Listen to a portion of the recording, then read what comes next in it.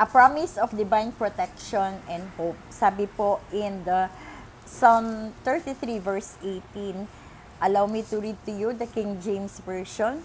Behold, the eye of the Lord is upon them that fear Him, upon them that hope in His mercy. Lord, we thank you so much, Abba Father. Thank you, Lord, for your powerful words. Thank you, Lord, for your promise, Lord, upon your children, those who will continue to trust you, honor you, and patuloy na lalakad ayon sa iyong kalooban. Lord, reveal, Lord, your word to us right now and allow us, dearest Holy Spirit, to apply this, Lord God, in our everyday life. In the mighty and powerful name of Jesus, amen, amen, and amen. Ang sabi po dito, behold, the eye of the Lord is upon them. Ibig sabihin, the God's watchful eye. Ito pong verse na ito assure us that God's gaze is not distant or indifferent. His eye symbolizes constant attention and care and love upon His children. Ibig sabihin po, pag constant attention and care, ibig sabihin po, He sees every struggles, He sees every trials, and every act of faith na ginagawa po natin dahil patuloy po tayo nagtitiwala sa Panginoon. Di po ba? And every tear. And this today, God would like to remind each one of us na kapag you feel like you are unseen, kapatid, di ka nakikita, no? Or you feel like ikaw ay nakalimutan na, wag mong kalimutan. Remember that the Lord's eyes are upon you with compassion, with care, and with purpose.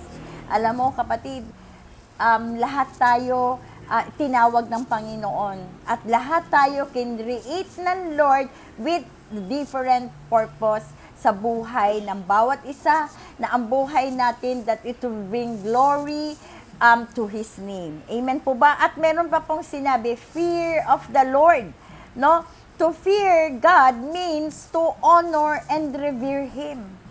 Not to cower in dread. It's a posture of humility that recognizes His holiness and sovereignty. Amen po ba? Na hindi po tayo nagdi-depend on our own. Pag sinabi po natin, we fear of the Lord, ibig sabihin po, hindi po tayo natatakot, no? Yung fear na galing sa enemy, hindi po yun. Ang sinasabi po dito na fear, yung bang meron kang fear na gagawa ka ng bagay that it would not please our Heavenly Father. Yung bang gagawa ka ng mga bagay-bagay in our actions, in our words, even in our decision, that would bring honor to our Heavenly Father. And that is fear of the Lord. At yung sovereignty, ibig sabihin, sovereignty, He is the ruler of our life in every areas of our life. Those who live with this reverence walk in wisdom and peace and knowing they are guided by His hand. Amen po ba? Nagkakaroon po tayo ng katahimikan sa ating puso. No? Hindi po tayo nagwo-worry, hindi tayo natatakot kahit magtaas ko, ano po mga magtaas-taasan dyan, yung mga bilihin, most especially right now, yung issue, no, doon po sa oil. But we praise God. Kapag alam po natin na meron pong Diyos na nandiyan, no, na lagi pong nakatingin yung attention sa kanyang mga anak, di po ba nagkakaroon po tayo ng peace? Nakakatulog po tayo ng mahimbing sa gabi because we know na ang buhay po natin ay guided by our Heavenly Father at patuloy po na kahit anuman ang mangyari, hindi po tayo iwanan ng ating Panginoon. Amen po ba? At meron pa pong sinasabi, hope in His mercy. Alam niyo po, God's mercy is unearned and unfailing. Amen po ba? Kahit hindi po ikaw at ako hindi karapat-dapat, sa mercy ng Lord, instead, patuloy niyang pinararanas ang kanyang awa, no, ang kanyang pagmamahal sa bawat isa sa atin. Hoping in His mercy means trusting that His love outweighs our failures. Amen? Sabi nga, love covers a multitude of sin.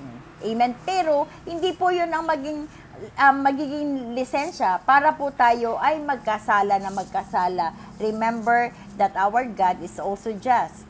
So, ano yung sinasabi po dito?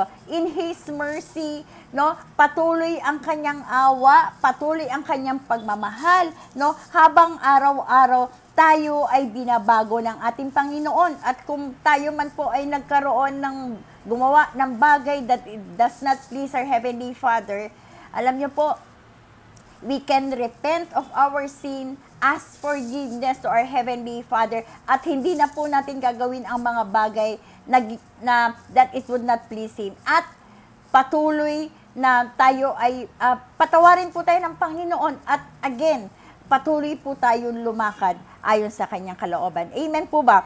Each day is a new opportunity to experience His compassion. Amen po ba? So tapos na po yung nakaraan. Tapos na yung kahapon. No? So today, meron po tayong hope, meron po tayong pag-asa, meron po tayong kalakasan, our motivation, because we know that we can experience His mercy and His faithfulness. Sabi nga po in Lamentation chapter 3, verses 22 to 23, remind us that His mercy are new every morning. Kahit meron po mga pagsubok, napakarami pong rason para po tayo ay tumayo, magpasalamat sa ating Panginoon na kahit may mga challenges, but we know tayo po ating po mapagtatagumpayan. Not on our own, but by the help of the Holy Spirit. Amen po ba? So, paano po natin i-apply ang pangako ng Panginoon? Kapatid, trust His perspective. God sees what we cannot. Pagtiwalaan po natin ang Panginoon. Minsan, magtatanong po tayo sa sarili natin, Lord, bakit hindi mo ibigay sa akin po? Makakabuti ito eh. But, alam mo kapatid, laging mabuti ang layunin ng Panginoon sa buhay ng bawat isa. And His watchful eye guard us from unseen dangers and lead us through trials. And ano pa? Live in reverence, kapatid. Yung bang ating mga sinasabi, yung bang ating actions, even the choices we made, let's ask ourselves, ito ba ay mag-glorify ang aking Heavenly Father? No, let's cultivate our heart and even our actions that honors our Heavenly Father. Amen. And number 3, anchor in mercy. When guilt or fear arises, turn to His mercy. Amen po ba? So kapag tayo po ay nadapa or if we fail our Heavenly Father, kapatid, hindi yan dapat matatapos or hindi dapat yan maging rason para hindi tayo lumakad, magpatuloy sa pagtawag sa atin sa Panginoon. Amen po ba? Alalahanin mo na ang ating Panginoon, ikaw at ako ay patuloy na kanyang minamahal, ang kanyang faithfulness, ang kanyang awa ay patuloy nating nararanasan every day. It is the foundation of hope and our restoration. Kapatid, God would like to remind ang bawat isa sa atin, no, na if we will continue to trust God, patuloy na lalakad ayon sa kanyang kalooban, makikita na atin kung paano siya kumilos sa bawat sitwasyon ng ating mga buhay. Amen po ba? At patuloy na ang ating pag-asa, no, sabi nga, pag may hininga, meron pang pag-asa, because our hope is our living God, and our hope is our Lord Jesus Christ. At alam natin, it always remind us na ang kanyang mga bata is always upon us. Kaya ang ating panalangin, patuloy na tayo magtiwala sa Diyos, patuloy na patuloy na lumakad ayon sa kanyang kalooban. And patuloy tayo ay our confidence, our hope, and we are secure because of His steadfast love upon His children. Lord, we thank you, Heavenly Father, Maraming salamat, Lord, sa pagpapaalala po sa amin, Panginoon, Lord God, in whatever seasons or whatever situation of our life, we know, Heavenly Father, Lord, that we can claim your promise, Panginoon, sa amin, Panginoon, na ibinigay mo po dahil ang iyong salita, Lord God, ito ay nagbibigay sa amin, Panginoon, ng kalakasan, ng pag-asa, ng kagalingan, ng katahimikan, Lord God, ng aming mga puso, O Heavenly Father. Lord, I just pray, Lord God, help us, Lord, to continue to trust you. Help us, Lord, ang iyong salita ay patuloy po namin i-apply at ang aming buhay, Lord God, ang aming actions, Lord, the way we speak, Panginoon, even, Lord God, our choices, Lord God, Lord, that it will always please you, Heavenly Father.